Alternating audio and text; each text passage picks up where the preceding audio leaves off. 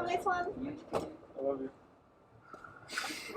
What? He says that to every customer. He's been getting braver over the years, and slowly he's getting louder and louder. Are you just telling customers leaving that you love them? Yeah. Why? Because they can't get mad at him. What if one day you go like, I love you, and the dude turns? You too. And then, no, just like walks right up to you and kisses you right on the mouth. That's assault. That is assault. What if then they pull off like a Mission Impossible mask? It's me. Then it's hot.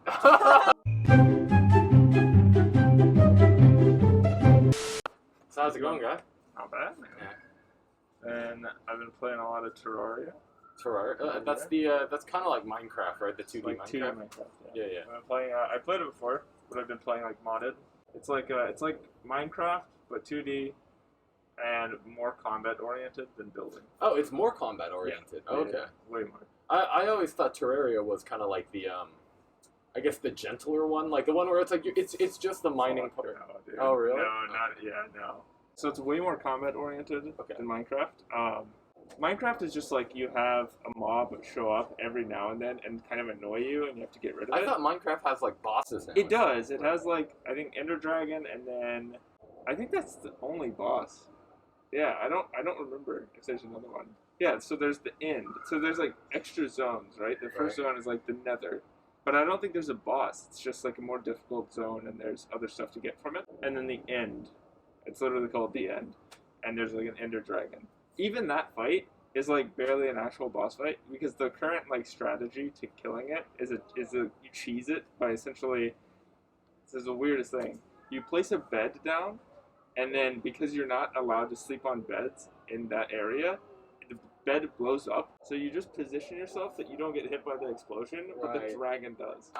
And then you just start putting beds down? Yeah, that's literally, you just put a bed down, try to sleep on it, it explodes. That's how you beat the game. Really? Like, it's really weird. I hope that is, otherwise it's going to be really hard for me to find footage of this later.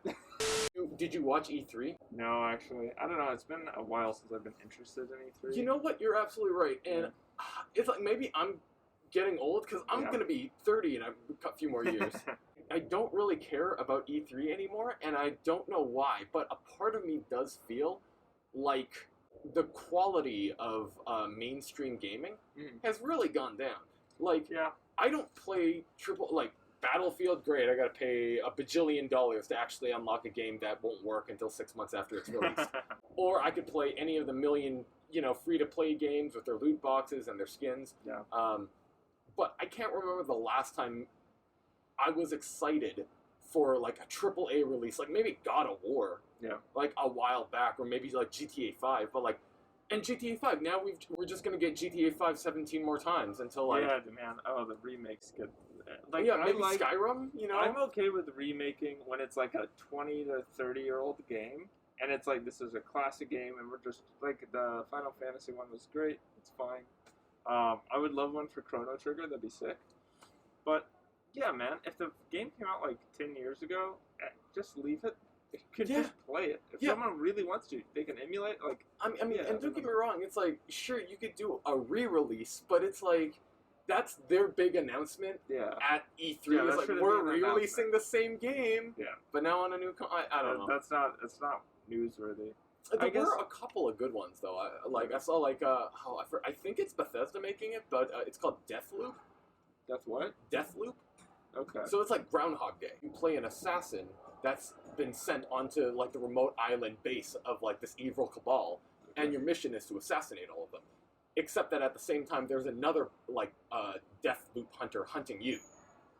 So cool. So basically, every time you start, enemies are going to be in different areas or something like I think it's like partially randomly generated. Yeah. And you got to go and you can kill them in any order, in any way, shape, or fashion you like. But while you're doing that, there's going to be a guy hunting you, and if they kill you, you have to start all over again. That's cool. Yeah. So that actually seems like, an interesting premise. But then, I don't know, like, Fallout 76 was, I heard it's gotten better, but it had such a poor start. I have a tough time. I wouldn't touch it with a 10-foot pole. Yeah, I don't even want to touch it still. And I'm hearing good things about it. But then you turn around and you see, like, there are just fan modders that just on E3, like, released a trailer for Fallout London where they had built, An entire game. An entire game in the Fallout 4 engine. That's nuts. That's And so cool. they're like, it's free. You can just go download it. You know, another group of people are remaking Fallout New Vegas in the Fallout 4 engine. It's cool because it's like, obviously the people are very passionate about what they're doing, but it's sad to see people who get paid a lot of money, like, just can't put out a good game that works on release. And I don't know, I feel like the bar, and don't get me wrong, I've never made a game myself, but I've heard from plenty of people how much work it takes. I know it's a huge endeavor. To be honest, like, I'm fine with saying, like, I'll wait a long time for a game to be good on release. I'm fine with waiting. And I think most people are. Yeah. Most reasonable people. Us gamers of franchise, like fans of franchises like Battlefield and Call of Duty, I think we're at that kind of pivotal shift in a generation where a lot of us, we're getting older now.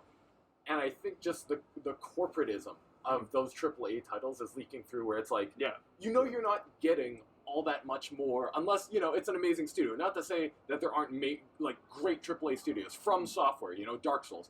Every game, the amount of detail in it is brilliant. Yeah. But that's not to say there aren't a lot of companies now that are kind of just phoning it in. Yeah. You know, Blizzard is my main example. Like, it's really hard now for me to care about anything Blizzard does. Yeah, I deleted my Blizzard account. For me, I was actually a huge EA fan up until around Battlefield 3.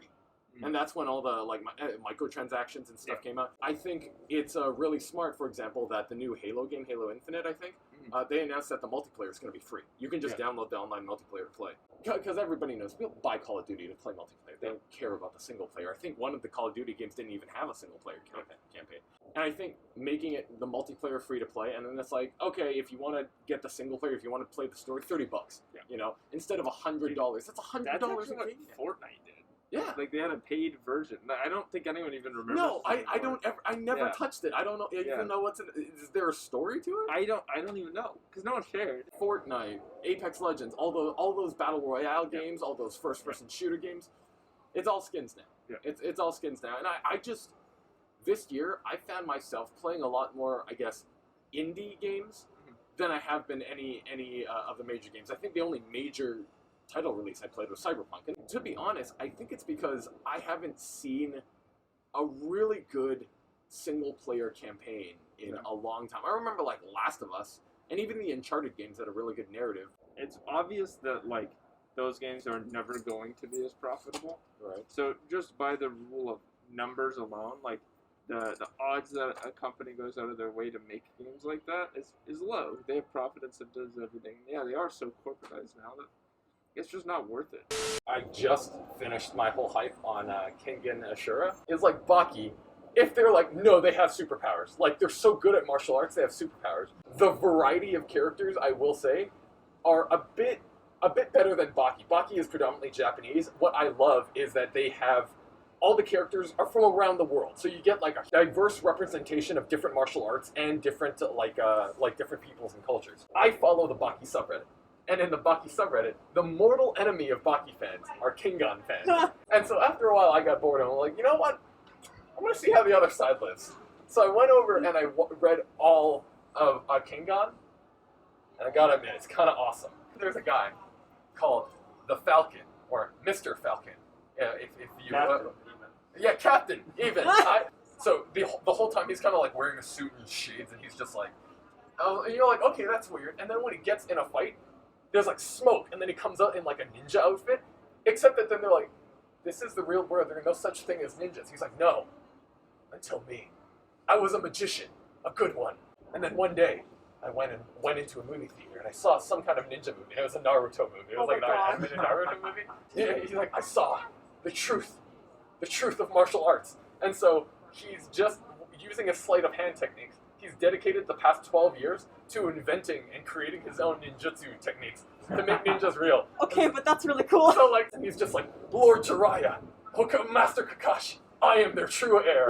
And, like, whenever he's fighting, he's taught himself to instinctively do ninja signs that the fighter's eyes automatically get distracted by his hands, so he can, like, he can misdirect them with his hands. I wonder if that would work in real life. Yeah, maybe. I don't know. Nobody's been cringe enough to do that. one of my personal favorites, and apparently he's everybody's favorite. He's a kid called Imai Cosmo, and he's like 16, but he's just a prodigy jiu-jitsu master. Like, he's just amazing at it. So he's the youngest kid to fight in the Kengan matches. And he's like tiny. He's like the tiniest little guy. But he's such like a nice, happy-go-lucky, bubbly guy where he's like, I can't wait to fight with you and get stronger. That like even like the meanest guys can't like. So like he fights this guy who's just a brawler from Florida, or he likes to call himself the Emperor, but his name is Adam Dudley. Which, funnily enough, I tried watching the anime. I couldn't get past it because of the cell animation, right? So Adam Dudley in the manga, kind of very racist. And like his go-to was to call a person a fag, right? Oh my god. Yeah, but it was always censored out in the manga, as it should be. But I like that in the anime, they're like, there's no way we can let him say something. What's the closest, cruelest, meanest, most foul-mouthed thing we can say while still adhering to the rating? If you're going to celebrate, wait till I'm out cold, Mr. Penis Head. Wait, hold on. Hold on. Anyways, Adam Dudley, he's just a brawler. That's so funny. And he's like fighting Imai, and Imai ends up like tiny Imai ends up putting him in like a triangle choke and choking out this huge guy. And the guy's like just like fuming in like the locker room and punching stuff, and Imai comes out with like a broken arm. He's like, hey big bro, you were really strong too. I hope you'll get stronger and we can fight again someday. Aww. And the guy's just like, you're not so bad yourself. He's like, will you get ice cream with me? He's like, yeah, I read a new graphic novel I think you would love. It's called Joeruss. I don't know if you saw it in the previews. I just came across it when I was like looking online at new releases, and then I went and found a copy. It's just about this poor girl who's been raised by her grandma. They live in a trailer park, and how she gets made fun of all the time for being trailer trash or being poor and whatnot. She has a really, really tough time in school, and so one day she just runs away from school, finds herself in a junkyard with like a family of stray cats. After that, she meets the family that owns the junkyard, and there's another teenager there, and he kind of helps her out with school and, tries to help her come out of her shell, overcome kind of her anxiety and find some friends and maybe join a club and stuff. It's a kid's story, right? It's not meant for adults, so there's not, crazy subtext or, like, questions of morality. But in terms of, like, a kid's book, it was really, really solid. Like, I think if a kid read that, they would get some really good lessons out of it. What I loved is that the first half of the book is told from the poor girl's perspective. Whereas the second half of the book is told from the Hispanic teenager that owns the junkyard, his perspective, and how they overlap with each other. It talked about like dreams and aspirations of kids. It talked about how like this Hispanic kid, his family owned a junkyard, and while they managed to build a life for themselves, it wasn't enough. It was never enough, and how like be the first person in his family to go to college, but then they can't afford college. I was just really impressed that a comic like that delved into like the plight of the American immigrant. You don't normally get a lot of books that you would find at the Scholastic Book Fair that talk about issues like that. Sure, there's comics like Home, that new Image one, but that's an Image comic. It's meant for adults. This was like a kid's publication, and it was very mature. Kind of like another one that's really good is Superman Smashes the Klan. Yeah, I love Superman Smashes the Klan. I loved it. It was so good. And well, I'll even say like, Superman Smashes the Klan was great. If you don't know, Superman Smashes the Klan is actually a remake about Superman, promoting diversity in America. And I do like that Superman has, and always has been, an enduring symbol of diversity, of anti-racism and stuff like that. That's why I think he's such an internationally recognized symbol. He smashes the Klan even though it was for younger audiences, it was meant to, it was a period piece. Mm-hmm. Whereas I feel like this piece, it's not about kids being racist or like not like genuinely believing that a person of a different skin color is inferior to them, but they're being racist only in that it's like children can be cruel and they don't know what they're saying.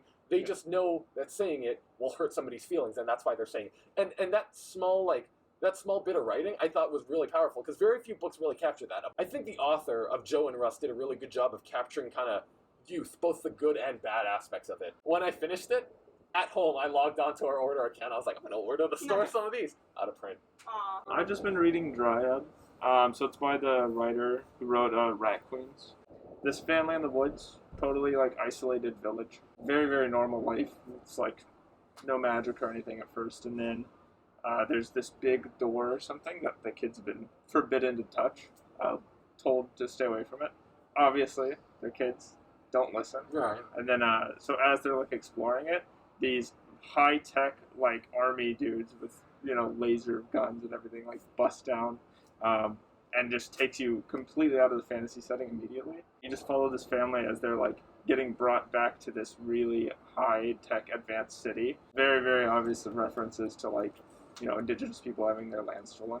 The magic has been like slowly dying in this land. By the point that you get there, it's essentially all but dead. And they're finding out like, oh, it's because these people were the reason, or they knew how the magic worked. We killed them off to try to steal it, and now we just can't use it. I've started reading Korean manhwas. Dude, Yeah, Manhwas right? so And good. that's like, Which one? Have you read Solo Leveling? Because me and Travis are no, obsessed with no, it. I've just been It's reading. so good. I've just been reading Smut. And I stumbled across one called Jungle Juice is the English translation. It's about this weird brand of like bug spray where if you spray a bug with it, like the bug just evaporates. Right. But a side effect of that is if you breathe in the like evaporated part of the bug, like if you get it in your face, you will grow a characteristic of the bug that you sprayed. And so the main character, when he's a little kid, uses the jungle juice on like a dragonfly, and he gets like dragonfly wings, and he is obviously terrified because he's like, oh my god, I'm a monster, this is awful. And so he got them when he was a little kid, so he spends his entire life hiding them and like binding them like on his back and like doing his best to like keep up the like popular like college Korean boy like aesthetic. In the beginning, it's him going to college.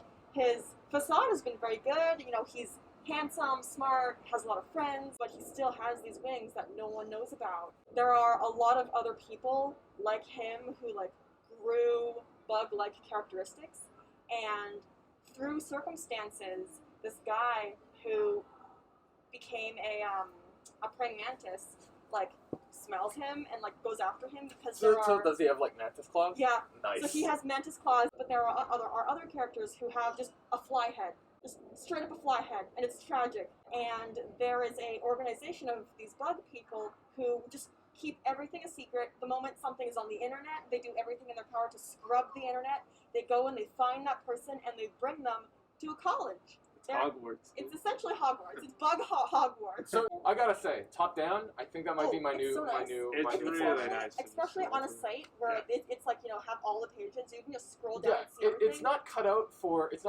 print, but Yeah. in terms of reading online, it's Like- it's the best. And there are ones that take full advantage of it, like Solo Leveling. Yeah. Full advantage of the page layout. Yeah, and has like some crazy well, art. that's what I was saying. Really How good. how the top-down format actually opens up like a whole world of possibilities for Yeah. format like panel design and I stuff. really like it. It's very unique. It's a manga. Yeah. Yeah, so it's about two girls playing a VR MMO. What's it called? It's Beaufort. Beaufort, but it's like essentially translates to I don't want to get hurt, so I maxed out my defense. Okay. So the main supporting character has played a lot of games her whole life, and then gets her friend, the main character, to play this finally, like to actually play a game with her. The supporting character is busy with schoolwork or whatever, so main character just logs in by herself and is like, okay, let's figure it out. And she's looking at the character select screen and is like, well, I don't want to get hurt, so I guess I'll just put it all on a defense. Every single Literally, stat into vitality. like you have 100 starting points, she puts every single one into defense. Nice. Not health, defense. She like doesn't really do any damage at all at the beginning. She just sits there, like spawns in and like looks around the city or whatever, and realizes everyone's moving faster than her because agility, influences her speed. So she just slowly crawls, starts getting skills like. I think one of the first ones she gets literally just doubles her vitality. There's like this little bunny who keeps trying to hit her shield, and she's just like, "You can do it, bunny! Hurt me!" Yeah. And then the bunny just eventually hits its head against her shield so much it dies. She gets another one then for falling asleep. It's called meditation. Yeah. She literally fell asleep and didn't take any damage, and monsters are just swarming her. So yeah, it's like 90% isekai and then 10%. I guess you could say like. If you like magical girl stuff, you'll like it. Not that it has those elements, but just that same attitude. Okay. It's very light. It's lighthearted. almost slice of life. Yeah, yeah, Very that's cute. even- Ooh, I kind of do like Slice It's of Life. really I good. love Lucky Star. Des also Just a- really likes it. Okay, I'll check it out. I'll check it out. Yeah. See, you should have opened a Slice of Life. Yeah, yeah. It should I would- open I a would slice say, of- like, It's a kind slice of life isekai, but these two girls just wanting to play games together and have friends. Amber, quit digging. It's You great. had me at Slice of Life It's great. Isekai. Have either of you checked out that trailer for that upcoming League of Legends anime? Yes! Loved the second trailer. I went deep diving onto the YouTubes to see people like analyzing it. Yeah. It looks really good. It does, right? I gotta say, I hate MOBAs, which sucks because I like the League of Legends world building. I love the the setting League is world amazing. building. Yeah, and I'm gonna play all those. I just hate MOBAs. Like, same thing, I love the world of Dota, which is why I love that they're introducing the anime. But I'm like, you guys seriously in 10 years can't make another type of game with the Dota universe? They've been working on this League of Legends anime for literally 9 years. Ever since Jinx was released, they've been working on the show. And also, we've known for a while because there was like a leak like a couple years ago, but it's now like confirmed that Jinx and Vi are sisters. And I really want to know if like in the show this is her like pre-crazy, and then like something happens with that purple. Well, it is, like, because like don't forget thing. when you show those kids looking over the city, that's them. Yeah. Yeah, that's Yeah, so. and her eyes are blue, and in the Yeah. game her eyes are pink. Did you also notice that the what is it, like the police captain? That was Swain. Another theory I think is Yeah. very cool. In like during the when she's fighting the thing, and you see her name get put in the scoreboard. You see how like Vi is every single score, and Jinx like there's 4 letters. So she could have put her name in the high score thing as Jinx, but because in normal arcade scenarios, you tend to either abbreviate your name or use a nickname. She put in Pow instead of Jinx, even though there's 4 letters. So there's some theories saying that even if it's not their real names, maybe their gang names, Vi's name might be Victory and Jinx's name might be Power, because it's Vi and then Pow. In Man, the that's starting to get a little I know, close to grasping at straws. I'm there. just saying, I wouldn't be angry And if obviously, that happened. if you look at Vi's tattoo and you Yes. connect it with the 100%. scars on Jinx, obviously it's a sign for the Illuminati. Yes, And that the 100%. Earth is flat. Dude, I'm just saying.